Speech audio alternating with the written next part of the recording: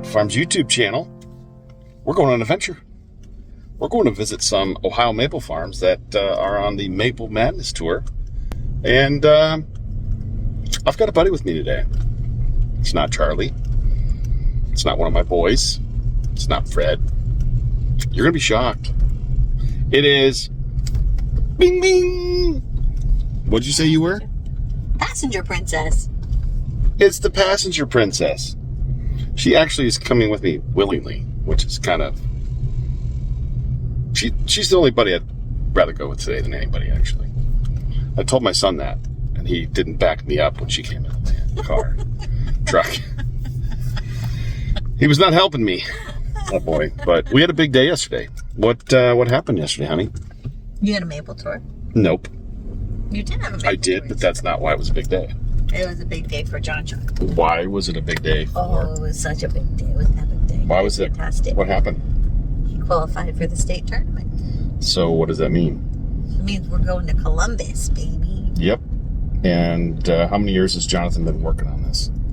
Oh, he's been wrestling for 11 years. 11 years? Started when he was 6, I think. Yes. And he's 17. So 6 years old. 11 years. So what that means is he's one of the best 16 in the state of Ohio at his weight, which is cool. It's kind of hard to drive and hold this thing Yeah, at this he made angle. Sweet 16. Sweet 16. And I was at a Maple Tour. Wasn't I was. there. So yeah, it was, it's a big deal. Like wrestling, being raised in Pennsylvania and then moving over to Ohio.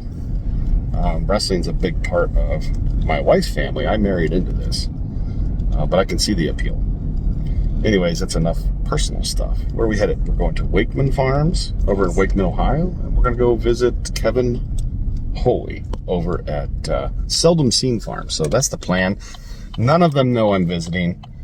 And but I'm excited. I hope to get some time with those guys. It's a surprise It's a surprise adventure. They don't know. Fun. I hope they're not disappointed when you walk in. I don't think so. But, I do a lot of traveling around the Maple Belt.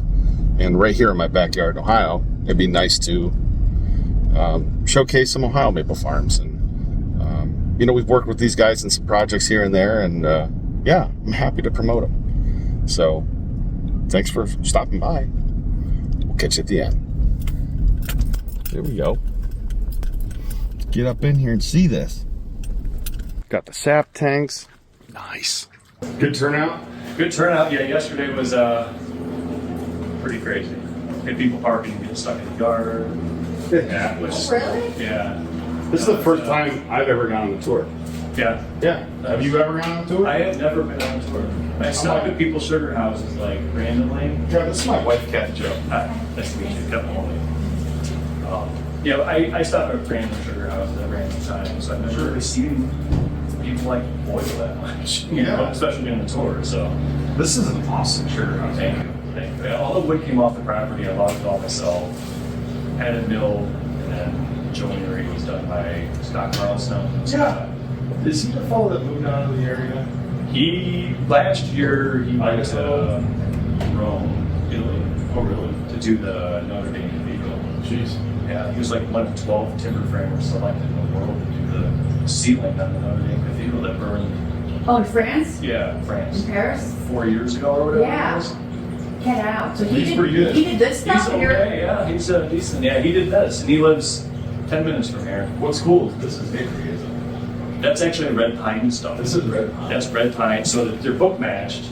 It's cool. And what's cool about that is that's the strongest joint known in woodworking. They used to use that in like old Viking ships and everything. Wait a minute. Yeah, so this is a rootney, it's called. It's a red pine tree stump that's book matched. One's over there, one's over here, and this is the strongest joint known in woodworking. We have an 8x14 Eastern white pine beam here, an 8x8 floor joist, so we can actually put 2,000 gallons of concentrate upstairs if we wanted to. I bet you could put more based I think we probably could. He was a little conservative on his numbers. He Sure. could put 4,000. Who knows? Yeah. But That's heavy duty. it's extremely heavy duty. Are you glad you built this? Extremely glad, yeah. When did you build it? It says 2019, right? 2019, 2020 was our first season in this sugar house. with all this equipment. So it was all new in 2020 was the first year. We took probably 3 years to really figure out, how to build it, looking at other people's sugar houses. We had this evaporator custom made for us. Everything is left-hand draw. The float boxes are all left-hand, so we could push it to the wall because we wanted to really capitalize on the maple tours like we have now, school field trips and all that good stuff. And, be able to fit 20 people in here and explain the process and kind of educate people. So I like the windows too. That they're windows. They're Those old. came out of a Ford factory in Cleveland. It was a 110-year-old Ford factory that was torn down, and my buddy Tom Salo, who's right up the road, he gave them to us That's awesome. for that. So it's got that wavy glass. I like that. Kind of new and old in the sugar house. So Yeah, this is awesome. Well, also, what it would cost probably 3 times more today to build something like this. With the cost the prices from 4 or 5 years ago to now is just double, right? crazy. Yeah, it's hard to get into it now. It's hard to do anything now. So tell me about your evaporator. Yeah, it's a 3x10 oil fired. It's got a preheater, 7-foot flue pan, 3-foot finished pans, left hand draw. It's all H2O. The guys that built it did an incredible job. It's just the welds are almost flawless. We got it in the fall of 19, right around Christmas time. It was my Christmas present that year. And I've never had a problem with it. Front fire. Front fire, yeah. We looked at reverse fire. They were more expensive. We didn't have the money at the time, so we just went with the front fire. But it boils great.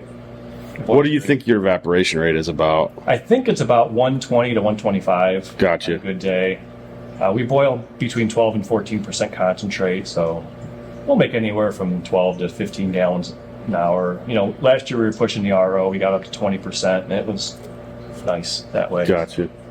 Yeah, it comes off faster. It comes out faster. Reverse. I hear something. Are you doing a wash on your RO? No, we're concentrating right now. Oh, you're We'll boil concentrating? here in about an hour or so. Oh, no kidding. I could. Once we get enough in the head tank, I won't have time, huh? we'll fire up. Dang. But we could fire up sooner. There's probably enough up there. Well, if you make steam, I'll get a shot of it. Yeah, there's probably enough up there. I like the mirror. Yeah, I like that high tech. It's they have so many floats and sensors and stuff that are kind of pricey, Yeah, and the old school mirror. the old $5 Walmart mirror works pretty well. And it's simple, right? Well, let's look at your ROs real Yeah, quick. for sure. So it's running right now. It's so quiet. It is. We have a fully insulated room here, heated, nice. Cool. Vision or a window that you can see through. We're running 1.5 gallons a minute right now because our sugar is down to 1.1, 1.2. So we're trying to squeeze a little bit harder. But it's a 600 Econics 2-post. We upgraded it last year, so now it does 1,000. And actually, I'm going to send this up to Quebec this year and get a 4-post. A little bigger. Put 2 7.5 horsepower pumps on it. How many taps are you running? So we have 1560 here on the property. We haul in sap from another guy. You said 1600. Is that what you said? 1,560. Oh, 1500. Yeah, 1,560 here on the property. We haul sap in from a couple other guys. So I don't really know how much we're boiling for because he spreads the well. Oh, I understand. So. Is this your permeate? This is our permeate. Yeah, that tank actually came from Bissell Maple Farm 3 years ago. Oh, yeah, I remember this one. Yeah, Me and Dino dug that out of the snow mounds. this came from Vermont. Vermont, yeah. That was part of that, I remember this bigger tank. tanks, yeah. Very cool, man. So we're utilizing that still. Cool. We have a glass bead. I like this little guys. Is your draw off tank? Yeah, well, that was an old tank I had in the woods, and I had my pump station in a different spot. Your sugar house is entirely too organized and clean. It's the maple tour. Yeah. 3 days clean. It was a disaster. This is awesome. We also run a glass bead filter that really cleans up the sap. What is it called? Glass bead filter. It's a So food this guy here? Yeah, it's a glass bead food grade, and it'll actually take cloudy sap, and if you run it slow enough, we'll turn it into good sap. No kidding. Yeah, I took the cloud out of it a couple days ago, and I think it's helping us maintain our grade a little bit longer.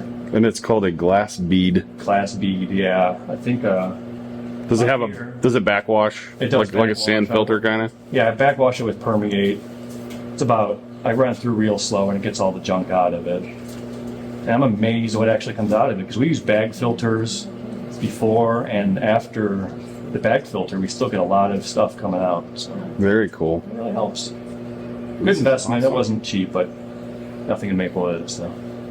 So tell me about this model over here. With Model, yeah. I got super bored in 2019 with the winter before we built the Sugarhouse, or 2018, I guess. So this was built before you built it? This. So this model... Yeah, I was bored in the winter time, and we were trying to design our Sugarhouse, and I built the scale model of this, and I gave that to the Timberframer, and he actually duplicated it almost perfectly. I see that. Yeah, it's This is awesome. Beam. I got my little tinfoil evaporator in there. Don't you love it when you have a vision and then it comes... It actually works. Yeah. That's cool when that happens. This is cool. Yeah, it's fun. How long have you lived here? 17 years? 17 years? Yeah. So we do blueberries and flowers and stuff in the summertime. How many blueberry bushes do you have? 600. Holy We smokes. planted those 2 years ago. And I don't know, you just keep adding. It's like maple. It's an addiction that you just keep going more. Growing up, we had 120. Yeah. And I miss them. Yeah, they're I good. do. They're good. Good for you. You're a superfood guy. Superfood. Maple and blueberries. Couldn't be better. So, taps. It looks like you've been thinning out non-maple. Yeah, we do a lot of thinning. When we first put up the tubing, I think it's been 8 years, we took probably 50% of trees down just to try to get the crowns to grow more. That was a recommendation from a forester. And then every year we do about a 10% more tree release. Oh, really? So Have you noticed it's helped? yeah, we've gained sugar content over the past 8 years a little bit each year. So the crown, by opening up the crown. Yeah. That's so interesting. Yeah, the leaf surface, somebody told me at one time, a long time ago, that the biggest thing in maple for more sugar content is leaf surface. So the more leaves, the more sugar. More leaves, more sugar. Gotcha. That's why the road trees in Ohio do so well. Yeah. I have a yard tree that's 4.2%. It's a red maple. That's crazy. So you got your wet dry coming down. Yeah, well, the one here is a pump line, 1.25 inch pump line from the pump house. And then that bottom line is just a 1-inch main line to catch all these side trees. Oh man, now I know who to borrow a trailer from. Yeah, there it is right there, right? Or are you talking about the little red one? No. I like those flatbeds. They're just so nice. You can load from the side. They're convenient. They are. Fit 2 pallets on there side by side all the way down. Yeah. It's better to have a friend with a boat than to own a boat. Exactly. Nice truck, Kev. Yeah, it's actually my brother's. Oh, yeah? Yeah, he lets me borrow it for the wintertime because he moves to Arizona from December through March. That's not a bad gig. It's a good gig. Works for you, too. It does. You got some tubing here, buddy. We got some tubing. Got a nice road here, so at 2 o'clock in the morning when stuff freezes up, I can drive back. Sure. I'm still too cheap to get the automated sensor, the ball valves. What would you need ball valves for? Drain the pump line. Oh, I got you. Yeah, we Nothing's running. went overhead with the pump line. I think eventually we're going to go underground So it doesn't freeze? so it doesn't freeze. So you probably have to like pump next to your pump house if you get a frozen line. Yeah, I got a cooler tank, an old dairy tank next to I the got you. doghouse that we put in this So I see you got a pump shed down there, a pump shed here. Yeah, so originally we were just on this side of this trail, Sure. and this was our original pump house. It's still our vacuum house, but we added this past year. There's 500 more taps here, and there's an additional 1,000 in the back. So Gotcha. there's a little tiny dog house back there we built for the releaser, and then there's a small dairy tank for the pump line to drain into. Your tubing is straight as an arrow, buddy. Yeah, we took some time. This is all overhead. A couple 100 feet of overhead, and I'll tell you what, my shoulders hurt I'll bet. after that. So we run wet dry. We have 2 vacuum pumps in here actually. Are they both running? Or you have a backup? No, it's actually we run the smaller one now. I noticed the other day.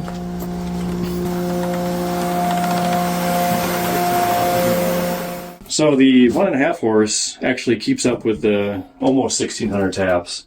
We put this 5 horse in this year. That's a 28 CFM, I think, and this is a 13, the smaller one. And the 28, for some reason, I can't figure this out, I get 26.5 inches of vacuum. The small one, I get 27.5 inches of vacuum. Max. So I don't know. So you get higher vacuum with the smaller pump. Yeah. And I think the reason is like that bigger one, it runs at such a slow RPM. And this one is like super fast, super high RPM. And I don't know if it's just, I don't know.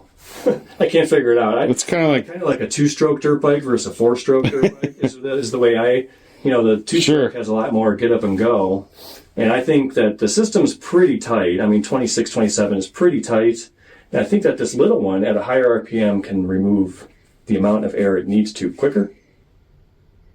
So maybe it has more. I have no idea. If you asked me how a filter press worked, I couldn't tell you. Right. It just syrup comes out clean. It does. Nobody really knows. I was thinking about it one night and I stopped thinking about it. It doesn't matter. It works. I know, because everybody like starts at, especially the new people come in, they expect you to know Everything, yeah. And it's like, Why does this work? I don't know. It just does. So you got your moisture trap. Moisture trap. We got a regulator, vacuum regulator. So in case something happens, it'll let air into the system so the pump doesn't deadhead all night. Oh, no kidding. This guy here. Yeah. Huh. Pretty simple mechanical thing. This just works automatically? It just works, yeah. I mean, there's a spring loaded in there. So if something happens and the moisture trap kicks in, it'll let air in without Gotcha. deadheading the pump for hours on end. Well, I'm a nervous maple farmer, and you got your vacuum pump off. And Yeah, you should probably turn it down. you want me to flip it? Sure, you got it. We have an 1.5-inch vacuum transfer line to the new releaser in the back. That's the top line.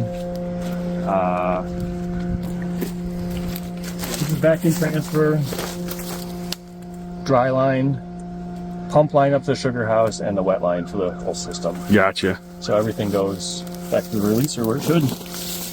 Sweet. It's a lot of work to do what you're doing. It is. So I didn't know too much about thinning when I did the original section, and this section you can tell we thinned it quite a bit.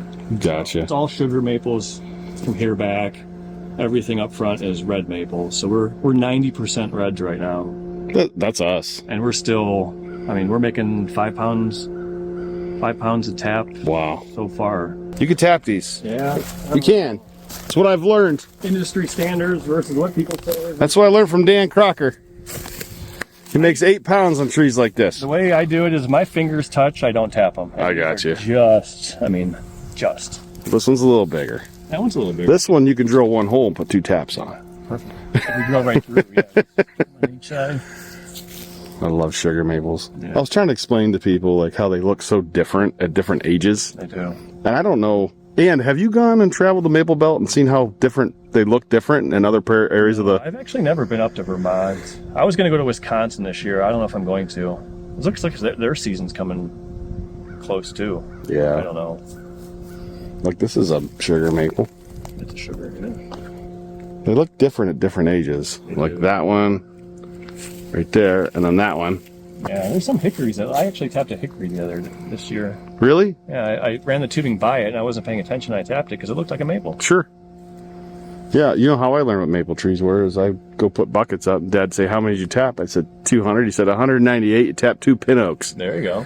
That's how I learned. That syrup's going to taste a little different. All right, what do you got going on here? We got a Cornell maple program. Put a study here. They're doing one in each state. Our place was selected for Ohio. And basically what this is a solar monitoring system. So we tapped a tree, it ties into our tubing, and then it recycles it and goes back into the tubing. So we don't lose any sap. But it monitors how much, like gallons per tap per day.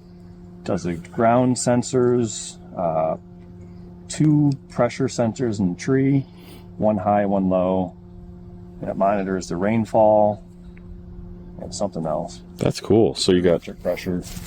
ground sensor. Yeah. There's another one over here somewhere. It's got sensors in the trees. Sensors in the trees. Sensor in the tree. Sensor in the tree. Yep. You can see it dripping. There's a...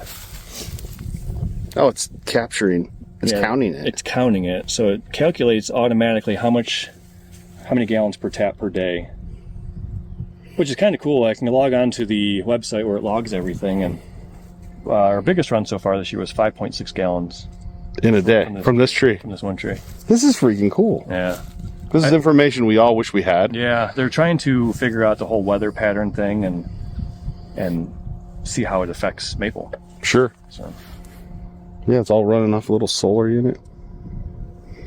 This looks like my wiring jobs. Yeah, it's a kind of a. I was supposed to clean it up, and I never did. You know how that goes. I do. So this is with Cornell's maple program. Cornell maple, yeah. Adam up there is kind of heading it up. So we'll know some of the info this year. It's kind of like a demo year this year. Yeah. Next year we'll really get it figured out. This guy here gave you 5 gallons in a day. And was it 16-inch tree maybe? Did you hug him? I should. That's a lot of stuff. 1,000 of those. Right? That's all I need. It's pretty. So we're standing on a stump, eastern white pine. There's about 24 of them all the way down the property line that we made the Sugarhouse out of. So everything came from the property. That's cool. Yeah, it's this was like up there was an old cow pasture back in the day, and this was all woods, and the pine trees kind of made a fence out here.